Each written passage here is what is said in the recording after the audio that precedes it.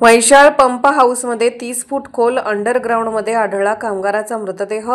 मिरज ग्रामीण police station हद्दीतील टप्पा क्रमांक 2 म्हैसाळ सिंचन पंप हाऊस परिसरात आज दुपारी मोठी घटना उघडकीस आली। पंप हाऊसच्या अंडरग्राऊंड विभागात एक पुरुष जातीचा मृतदेह पाण्यावर तरंगताना दिसल्याची माहिती मिरज ग्रामीण पोलीस ठाण्यातून स्पेशल रेस्क्यू फोर्सला देण्यात आली। माहिती मिळताच स्पेशल रेस्क्यू फोर्सच्या पथकाने तात्काळ घटनास्थळी धाव घेत कारवाई सुरू केली। अंडरग्राऊंड पंप हाऊस हे जमिनीपासून तब्बल 30 फूट खोल असून आत 4x4 फुटाच्या पाईपलाईनमध्ये पाणी वाहत असते। याच ठिकाणी मृतदेह पाण्यावर तरंगताना दिसून आला। रेस्क्यू पथकातील जवानांनी सुरक्षा साहित्याच्या मदतीने खाली उतरून मृतदेह बाहेर काढण्यात यश मिळवले।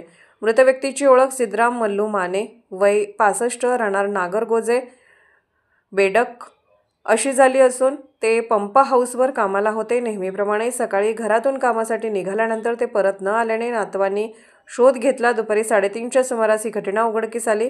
नातवांनीच मृताची ओळख निश्चित केली। घटनेची माहिती मिळताच महादेव ॲम्ब्युलन्स सर्व्हिस तसेच स्पेशल रेस्क्यू फोर्सचे कैलास वडर, आमिर नदाब, सागर जाधव, आसिफ मकानदार, महादेव वनखंडे, महेश गव्हाणे यांनी संयुक्तपणे मृतदेह बाहेर काढण्याची कारवाई पूर्ण केली।